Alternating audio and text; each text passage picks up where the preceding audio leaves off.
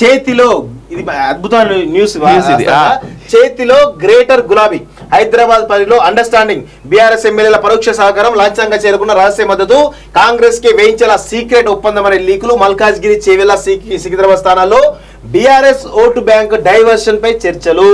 So ఇక్కడ విషయం ఏంటంటే చేతిలో గ్రేటర్ గులాబీ అంటే గులాబీ పార్టీకి సంబంధించినటువంటి బీఆర్ఎస్ పార్టీకి సంబంధించినటువంటి ఎమ్మెల్యేలంతా కూడా ఈరోజు కాంగ్రెస్ పార్టీ తోటి అంటగాగిన విషయం కూడా స్పష్టంగా కనబడతా ఉంది. కాకపోతే అక్కడ నాయకులేమో కాంగ్రెస్ వైపు చూస్తూ ఉంటే క్యాడరు అదే విధంగా ఓటర్లు వీళ్ళంతా కూడా బీజేపీ డైవర్ట్ అవుతారు. బీఆర్ఎస్ సంబంధించిన ఓటు బ్యాంక్ అంతా కూడా బీజేపీ వైపు చాలా స్పష్టంగా డైవర్ట్ అవుతా ఉంది. వాస్తవంగా బీఆర్ఎస్ ఎమ్మెల్యేలతో సీక్రెట్ ఒప్పందం, హస్తం గెలుపు కోసం గులాబీ కేడర్. లోక్సభ ఎన్నికల్లో గ్రేటర్ హైదరాబాద్ పరిధిలోని మెజార్టీ బీఆర్ఎస్ ఎమ్మెల్యేలు కాంగ్రెస్ పార్టీ మధ్య రహస్య ఒప్పందం కుదిరినట్టు ప్రచారం జరుగుతున్నది. అందులో భాగంగా పైకి మాత్రం సొంత పార్టీలో పనిచేస్తూనే ఇంటర్నల్ గా కాంగ్రెస్ సపోర్ట్ చేయాలని నిర్ణయానికి వచ్చినట్లు టాక్ ఉంది. ఇప్పటికే కొందరు బీఆర్ఎస్ ఎమ్మెల్యేలు కాంగ్రెస్ అభ్యర్థుల విజయం కోసం పనిచేయాలని తమ క్యాడర్ ను ఆదేశించినట్టు తెలుస్తున్నది.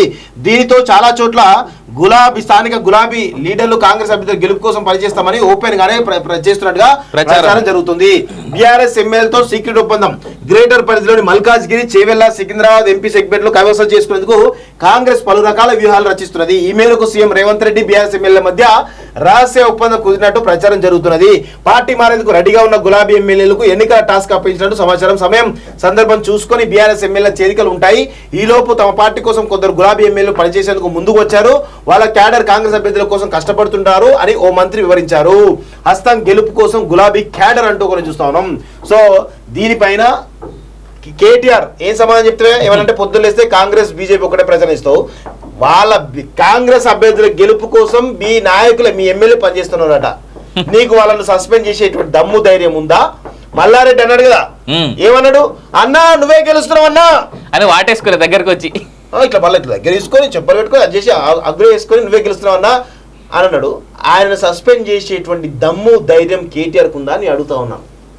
ఊకోడు కదా మల్లారెడ్డి సస్పెండ్ చేస్తే ఆయన లీకులను ఇంటర్వ్యూలా శుద్ధపూస మాటలు చెప్తా ఉన్నాడు యూట్యూబ్ ఛానల్ గురించి. మాట్లాడే భాషనేమో ఇష్టం వచ్చి ఉంటది అన్న ఎన్నాడు అన్న అనొద్దు. ఈ సందర్భం మాట్లాడదాం మనం. కేటీఆర్ పిఏ తిరుపతి ఎన్నాడని ఎవరినన్నా ఫోన్లు ఎత్తిండా? ఎన్నాడు ఎవరిని ఫోన్లు ఎత్తని తిరుపతి అనేటోడు కేటీఆర్ పిఏ.